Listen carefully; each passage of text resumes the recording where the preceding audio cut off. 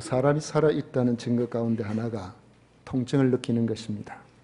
통증은 살아있는 존재가 계속해서 생존하기 위해서 필요한 필수적인 감각입니다. 만약 뜨거운 열기에도 통증을 느끼지 못한다고 생각해 보십시오. 자기도 모르는 사이에 피부가 화상을 입게 될 것입니다. 우리가 고통스러워하는 통증이 사실은 우리의 생존을 위해 하나님께서 부여하신 필수적인 감각인 것입니다. 그런데 사람들에게는 육체적인 통증뿐만 아니라 심적인 고통도 있습니다. 어떤 면에서는 심적인 고통이 육체적인 고통보다 더 큰 경우가 많습니다. 예를 들어 큰 사고를 목격하거나 맡은 일에 대한 부담이 너무 커서 심리적으로 위축되는 경우가 생기거나 하면 나중에 그것이 내적으로 마음에 여러 가지 문제들을 발생시켜서 일상생활도 잘하지 못할 정도로 불안정한 상태가 되어버립니다. 다른 사람이 보기에는 겉으로 아무런 문제가 없어 보이지만은 본인에게는 날마다 죽음의 공포를 느낄 만큼 힘든 경우가 있습니다.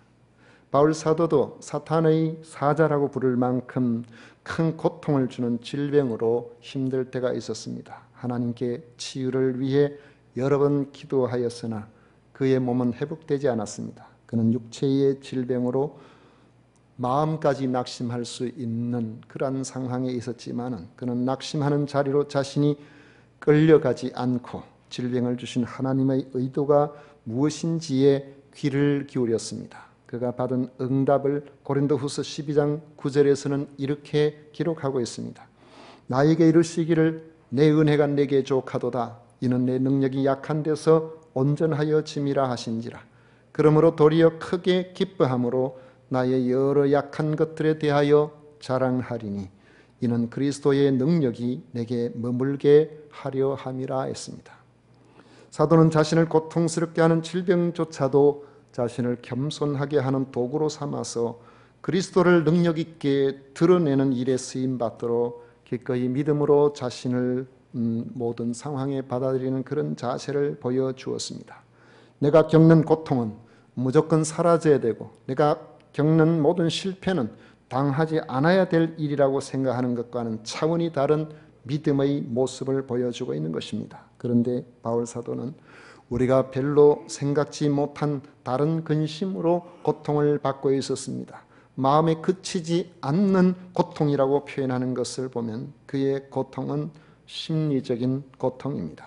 1절 이하의 말씀을 보면 내가 그리스도 안에서 참말을 하고 거짓말을 하지 아니하노라. 나에게 큰 근심이 있는 것과 마음에 그치지 않는 고통이 있는 것을 내 양심이 성령 안에서 나와 더불어 증언하노니라고 말씀하고 있습니다. 바울의 고통이 심리적 고통이기는 하지만 보통 사람들이 겪는 자기를 향하는 내적 불안감에서 오는 고통은 아니었습니다.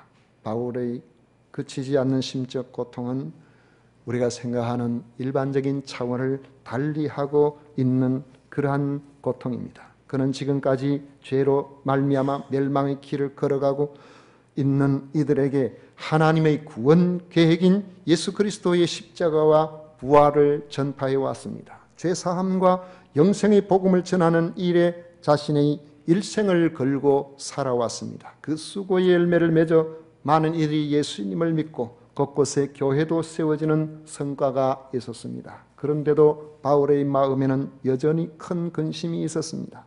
그 근심은 바울의 마음에 그치지 않는 고통으로 자리를 잡고 있었던 것입니다.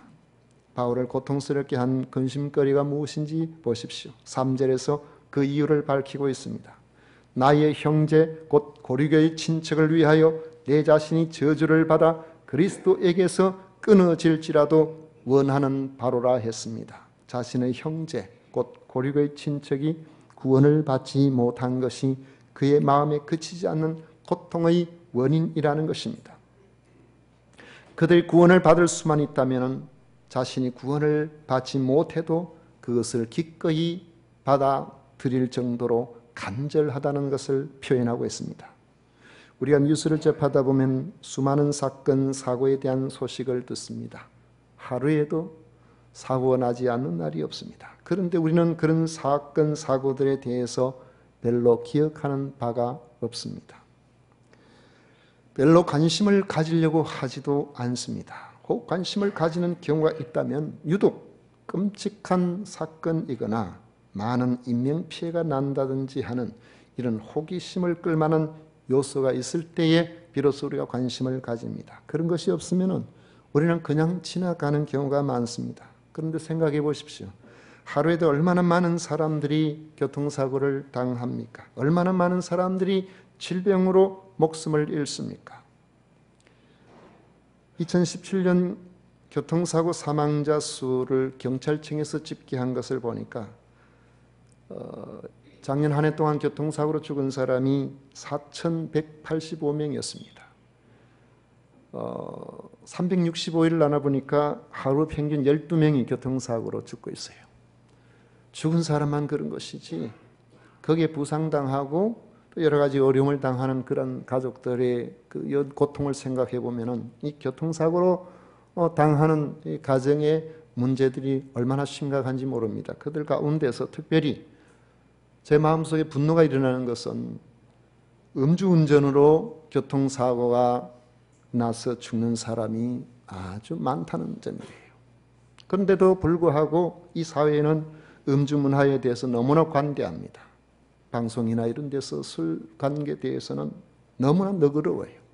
그런데 이런 문제들이 나와 상관없기 때문에 그냥 넘어가지, 만약에 음주운전자에 의해서 내 가족이 만약에 사고를 당해서 죽음에 이르게 된다든지 가정에 문제가 생긴다고 해보십시오. 그 가족이 어떻게 되겠습니까? 제가 기억하는 바로도 저희 아이 친구가 초등학교 다닐 때에 음주운전에 의해서 자기 애 아빠가 차에 치여 죽었는데 그 때문에 그 가정이 완전히 풍비박산이 되어버렸습니다. 죽은 사람도 죽은 사람이지만은 살아있는 사람도 아이들도 더 이상 의지할 데가 없는 아주 참 딱한 그런 상황에 처하는 경우를 봤습니다.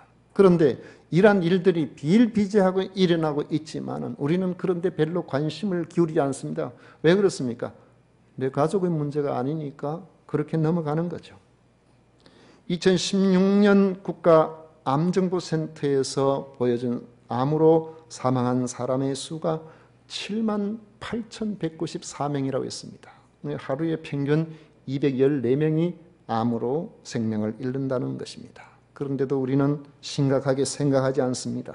내가 잘 모르는 사람들이기 때문에 그렇습니다. 그렇지만은 내가 아는 사람이라면 생각이 달라지죠. 가족이라면 정말 심각하게 받아들일 수밖에 없습니다. 지금도 수많은 사람들이 예수님을 알지 못하고 자기 생명을 마칩니다. 성경적 관점에서 생각해 보면 그들이 예수님을 믿지 않고 죽으면 그 영혼이 어디로 가겠습니까? 그들의 영혼이 도대체 어디에 가 있겠습니까? 그럼에도 우리는 이런 문제가 별로 마음에 와닿지를 않습니다. 내가 잘 모르는 사람들이기 때문에 그렇습니다. 그렇지만 내가 아는 사람이라면 생각이 다르죠.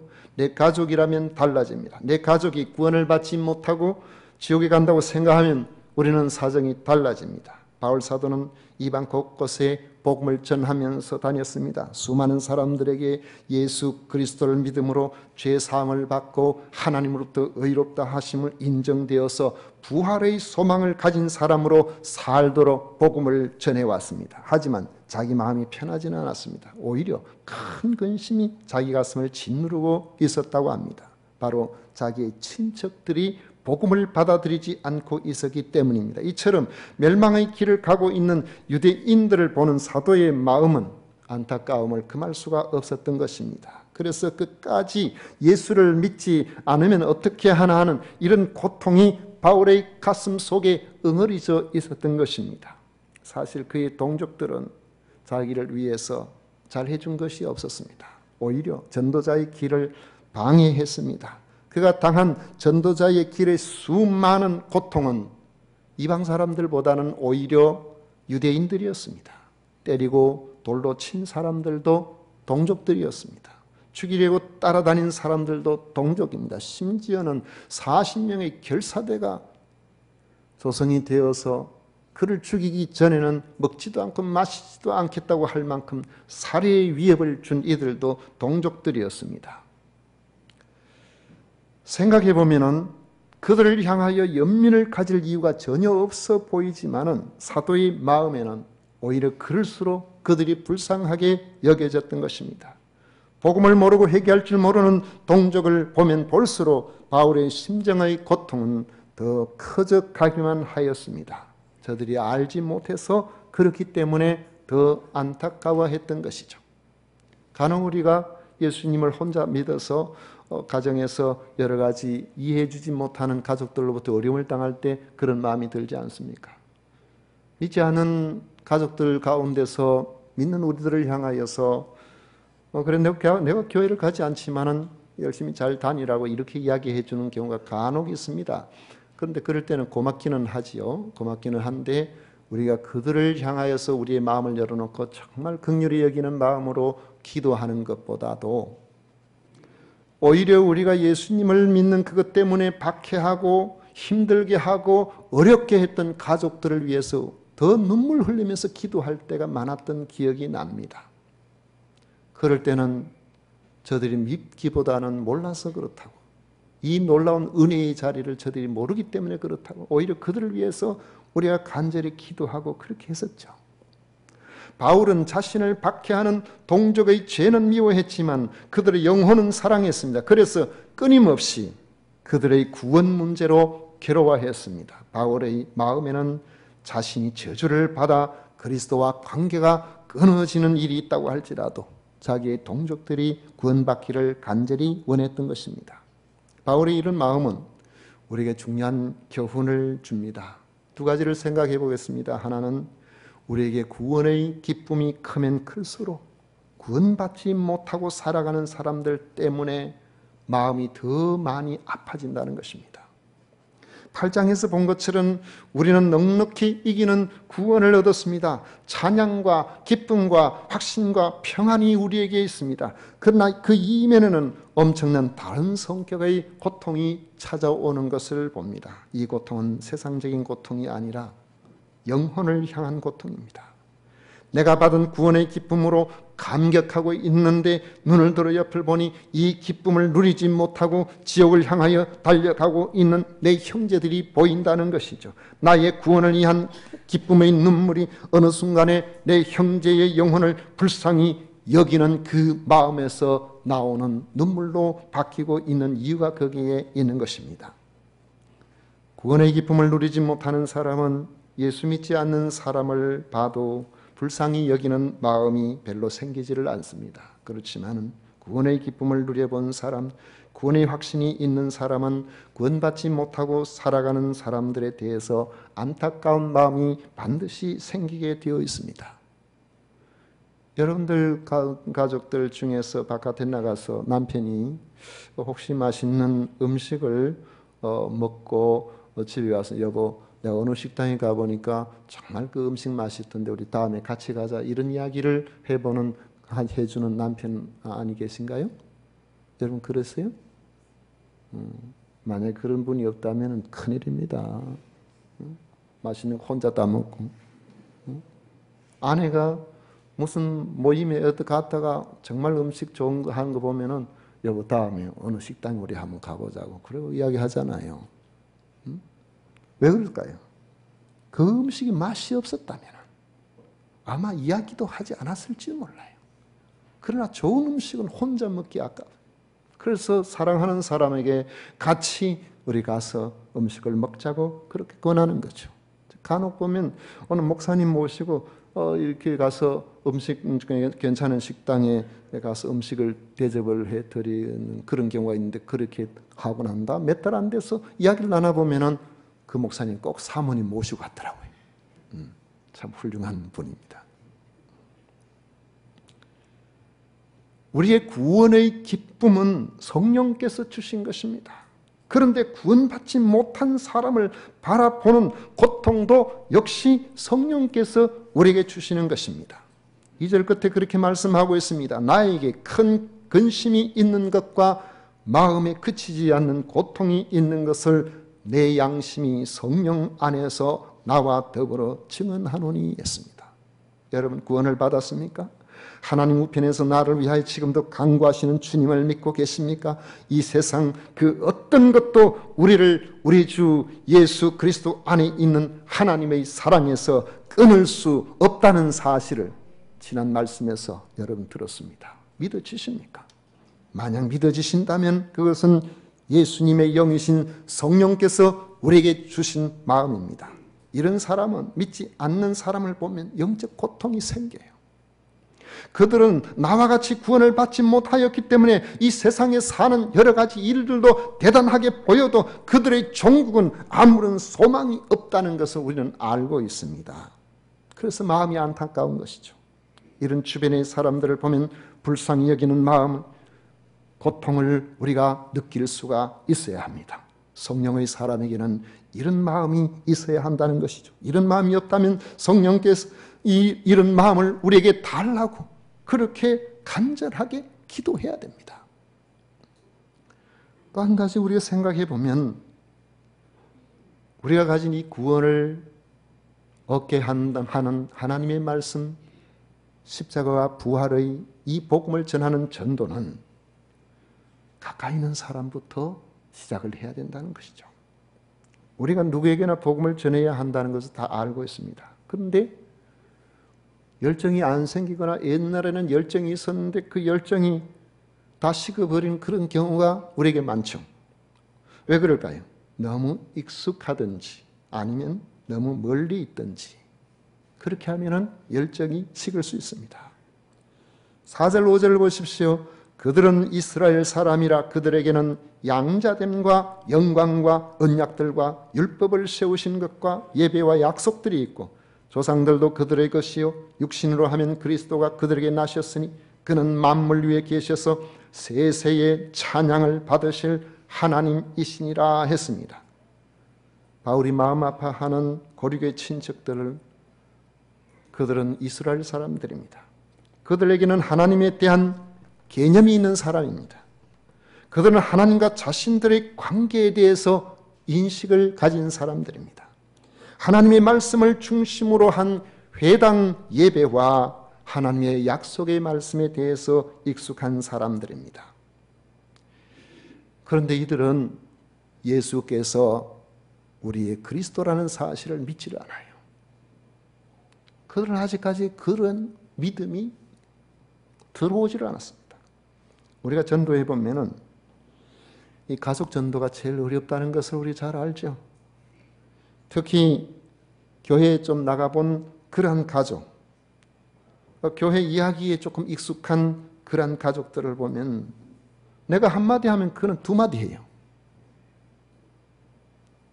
복음을 전하려는데 저는 예수 그리스도의 십자가와 부활의 복음을 그에게 전해주고 싶은데 그 말끝을 받아서 항상 교회 사람 이야기를 합니다.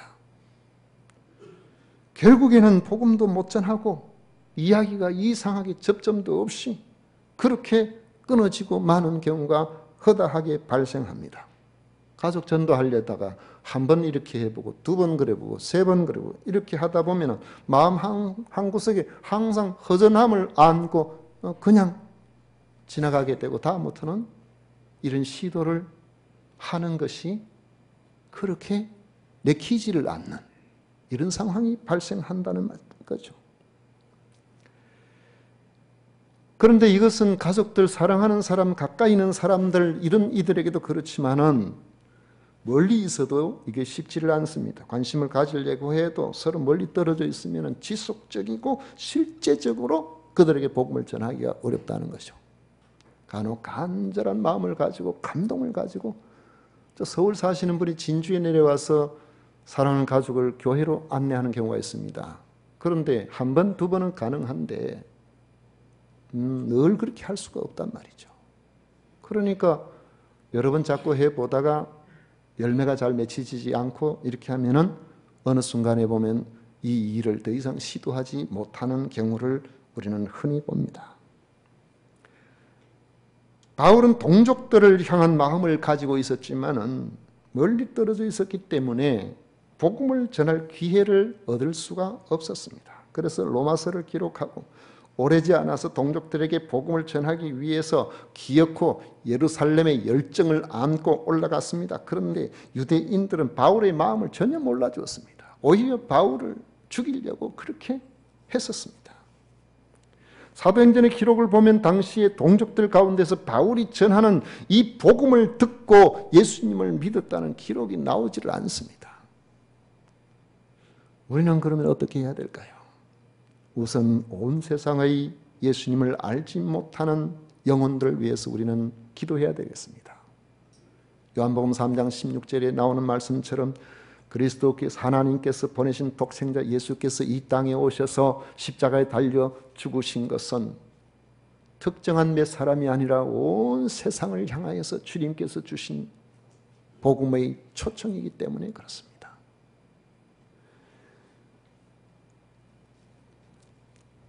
그리고 우리가 실제로 감당해야 될 복음 전파의 몫은 내 가까이 있는 사람들이라는 것을 알 수가 있습니다. 내 가까이 있는 사람이 누구죠? 바로 내 이웃들에 있는 사람이에요. 내 가까이 있는 사람이 만약에 저 해외에 있는 사람이 된다면 내가 거기 가야 되는 거죠. 선교사님들 아니겠어요?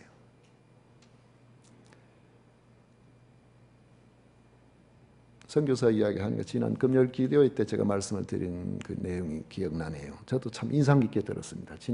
지난주 수요일 날 제 그 신학대학원 동기 목사님 미국 있다가 13년 만에 들어왔는가 그래요.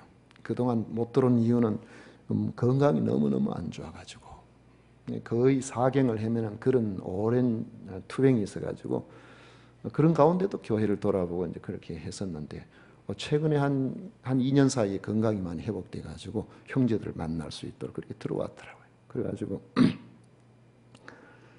약속을 잡고 이제 진해에서 같이 점심 식사를 하고 그렇게 이야기를 들었는데 그 이야기하는 중에 하는 이야기가 동기라고 해서 수가 많으니까 잘 모르는 사람도 있어요. 그 이야기를 하는데 제가 이름도 정확하지를 않는데 유요한이라든가 뭐 그런 동기가 있는데 이분의 마음의 열정이 아프리카에게 복음을 전하기 위해서 열정을 가지고 그 마음 속에 항상 마음이 아프리카로 가 있다는 거죠. 미국에 갔는데 미국 가서 미국에서 교회를 개척하고 교회를 섬기고 이렇게 하는데도 미국에서도 항상 마음은 아프리카에 가 있다는 거죠. 그런데 문제는 자기는 아프리카인데 부인되는 사모님은 미국이에요. 여기가 조사원이에요. 그러니까 갈 수가 없는 거죠. 그런데 이상하게도 계속해서 미국에 있는 동안에 이런저런 우환이 생기는데 목사님한테는 안 생기고 사모님한테만 생깁니다. 그래가지고 어떨 때는 강도가 들어가 야구방망이로 머리를 쳐가지고 그런 일이 있고 특히 이제 이런 이야기를 하면은 또 뭐 인종 문제가 생길는지 모르겠습니다만 특히 흑인들한테 많이 당했다 그래요.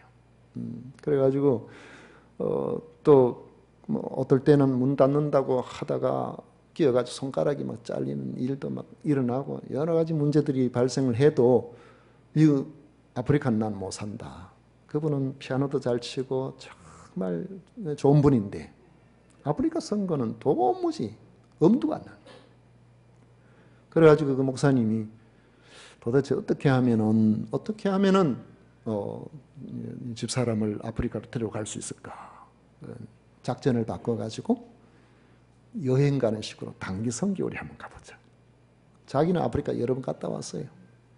그래가지고 사모님께 단기 선교 가자고. 그래 잠깐 갔다 오는 거니까 갈 수 있지 않겠냐. 그래가지고 갔는데 가서 보니까 역시나 사람이 살 만한 곳이 못 되는 거예요. 대도시는 조금 나는데 약간만 들어가면은 완전히 문화와는 단절되어 있고 정말로 거기에는 뭐 자다가 사람이 없어져도 알지 못할 정도로 치안이고 뭐고 엉망이 돼 있네요. 주변에 화장실이 없어가지고 사람이 그래도 화장실을 하루에 한 6, 7번은 가야 되잖아요. 여기 여러분 가운데 안 가도 되는 분 있습니까? 가야 되는데 집 밖에 나가서 화장실만 가려고 하면은 그 사람들이 뒤를 쫄쫄 따라온대요. 화장실이 없으니까. 대자연이 화장실. 왜 따라오냐? 자기들보다는 얼굴이 하얀 사람은 어떻게 용변을 보는가? 그게 궁금하다는 거예요. 결국 비행기를 타고 오면서 나는 절대로 안 간다. 이곳에 나는 올 수가 없다. 어떻게 여기에서 살 수 있냐? 안 난다. 결심하고 비행기를 타고 미국 가서 공항에 도착해서 내리는데 모든 사람이 다 내리는데 이 사모님만 못 내리는 거예요. 가만히 앉아있는 거예요. 땀을 펄펄 흘리면서. 승무원들이 와서 뭐 때문에 그러냐고, 왜 그러냐고. 세상에 엉덩이가 의자에 붙어가지고 떨어지질 않는 거예요. 아무리 일어나려고 해도 안 되고 방법이 없는 거죠. 다 나갔는데. 그래가지고 이 사모님이 너무너무 당황하고 너무너무 힘들어서 아이고 하나님 내 아프리카 가겠습니다. 아프리카. 그러니까 엉덩이 뚝 떨어져요. 그 지금 아프리카 가 있다 그래요. 그 이야기를 제가 들었어요. 여러분 우리가 해야 할 일들 주님께서 가게 하시면은 어떻게 해서든지 갈 수밖에 없어요. 자원해서 가기도 하고 하나님께서 강제로 보내기도 하고 우리가 가잖아요. 가서 현지에 가까이 있는 사람들은 전도의 대상이 되는 겁니다. 복음을 전할 수가 있는 거죠. 그러면 가지 않는 사람은 어떻습니까? 가지 않는 사람은 내가 만나는 사람이에요. 내가 만나는 그러한 사람들이 바로 복음을 전해 드릴 기회에 내 앞에 있는 사람들인 것입니다. 안타까운 마음을 가지고 복음을 전해야 될 그런 사람들이 누굴까요? 내 가족일 수도 있습니다. 내 이웃일 수도 있습니다. 내가 만나는 친구나 직장 동료일 수 있습니다. 그들은 하나님 내게 전도하라고 맡겨주신 그런 사람들인 것입니다. 만약 전도할 이유를 전혀 발견하지 못한다면 우선 자신의 영혼에 뭔가 문제가 있다는 그 사실을 기억하고 깊이 돌아봐야 됩니다. 목사도 오랜 시간 동안 목회를 이렇게 하다 보면 마음이 좀 무뎌지는 것 같아요. 영혼에 대한 갈급함이 자꾸 사라지는 것 같아요. 근데 그 친구가 이야기하기를 지난 수요일 만나는 속에서 오랫동안 질병으로 고통당하면서 죽음의 문턱을 여러 번 넘겼다 그래요. 그런데 어떤 데는 완전히 죽었다고 교회 식구들은 장례위원회가 이제 조성돼가지고 뭐 이렇게 하고 있는데 그러다가 또 다시 살아나고 이런 경우가 몇 번 있었는데 그럴 때마다 이 친구가 하는 이야기가 정 목사, 네, 천국 갔다 왔다. 그것도 한 번, 두 번도 아니고 여러 번 갔다 왔대요. 성경에 있는 천국의 묘사는 아름다워 보이지만은 자기가 경험한 그 천국은 성경의 묘사로서는 말로 할 수가 없는 곳이었다는 거예요. 너무너무 좋아서 우리가 어떻게 할 수가 없으니까 바닥이 어떻다 뭐 보석이 어떻고 이거는 우리가 그냥 하는 이야기지 천국은 말할 수 없는 곳이었더라고. 여러분 우리가 구원에 대한 감격, 주님께서 나와 함께 하시는 이 은혜, 이것이 충만하게 되어지면은 이 감격을 가지고 이 기쁨을 가지고 가까이 있는 사람에게 우리가 그것을 말하지 않을 수가 없는 것입니다. 그들이 이것을 알지 못하고 세상 것에 빠져서 세상 것이 모든 것인 줄 알고 그것에만 머리를 박고 살아가는 사람들을 보면은 안타까운 마음이 들 수밖에 없는 것입니다. 만약 이런 마음들이 우리에게 없다면은 나의 영적인 문제가 심각하다는 것을 생각하고 나의 영성을 위해서 우리가 안타깝게 생각을 해야 되는 것입니다. 말씀을 맺겠습니다. 예수 믿는 사람으로서 여러분 구원의 확신이 있습니까? 그런 영혼을 사랑하는 영적인 고통이 내게 있어야 됩니다. 사람이 살아있다면 그 사람은요 뜨거운 건 뜨겁다 할 줄 알고 찬 건 차다고 할 줄 알아야 통증을 느낄 수가 있어야 돼요. 통증이 없으면 그 사람 오래 못 갑니다. 우리가 살아있는 그러한 영혼이라면은 사망의 골짜기로 가고 있는 이들을 보고 있으면은 안타까운 마음이 오늘 바울 사도에게서 보여주고 있는 이 그치지 않는 마음의 고통이 우리들에게 있어야 된다는 것이죠. 왜냐하면 이 두 가지가 모두 하나님의 성령께서 하시는 일이기 때문에 그렇습니다. 이 두 가지가 있어야 내가 구원받은 사람이고 지금 구원받은 사람으로서 살아가고 있다는 증거가 되는 것입니다. 구원의 확신과 영혼을 사랑하는 마음이 충만하도록 여러분 성령께 의지하십시다. 성령을 구하십시다. 사모하고 기도하십시다. 하나님 주신 놀라운 은혜가 이 세상을 사는 우리들에게 새로운 의미로 다가오게 될 것입니다. 이런 은혜가 우리 모두에게 함께 하시기를 축원합니다.